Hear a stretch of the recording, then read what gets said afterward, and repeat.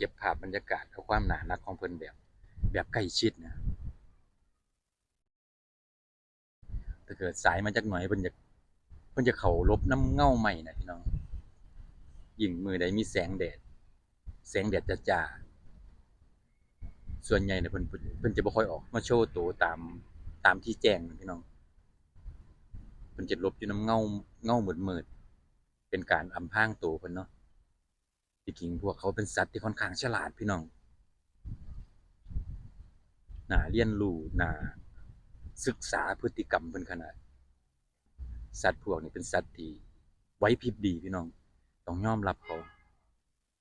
สามารถคุกคีอยู่กับคนเฮาได้แบบกลมกลืนไปเลยทั้งที่เขาบ่มีกรอบบ่มีเขต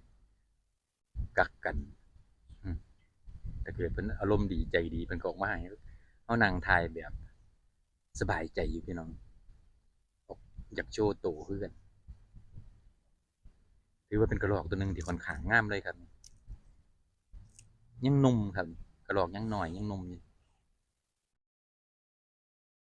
ถ้าเกิดเป็นเชื่องมันก็จะเข้ามาเรื่อยๆพี่น้องถ้าเกิดเพิ่นเฮาให้ความไว้เนื้อเชื่อใจเพิ่นหุ่นสูสีกับเจ้าตุยหนุ่ยเพิ่นเด้อพี่น้องถ้าเกิดเพิ่นใหญ่จังหน่อยอันนี้ยังน้อยครับยังหนุ่มอยู่เป็นกระรอกที่ค่อนข้างน่ารักเป็นตาแพงพี่น้องว่าเป็นตาเอาไปเลี้ยงว่าที่จริงอยู่ประเทศนี้เขาเจ้าก็บ่ค่อยเลี้ยงครับเพราะว่ามีหลายตามสวนสาธารณะหรือว่าตามหมู่บ้านขนาดอยู่หลังบ้านผมอยู่ในเมืองก็ยังมีครับแต่ว่าเพิ่นบ่คุ้นเคยแบบนี้ผมก็พยายามเอาอาหารให้กินอยู่หลังบ้านแต่ว่าเขาบ่เข้าใกล้ครับเห็นเฮาก็แล่นหนีเพราะปานกันกับกระรอกป่าพุ่นแหละผมก็เอาถั่วกล่องไปให้กินประจำครับอยู่หลังบ้านผมมีอยู่3-4ตัวแต่ว่าเพิ่นบ่คุกคีนำเฮาแบบนี้ครับอีกอย่างหนึ่งเฮาบ่มีเวลาออกไปเล่นน้ำเพิ่นเพราะปานใดเนาะพี่น้องอยู่หลังบ้านอีกอย่างหนึ่งเพิ่นอยู่ในตัวเมืองเพราะว่าคน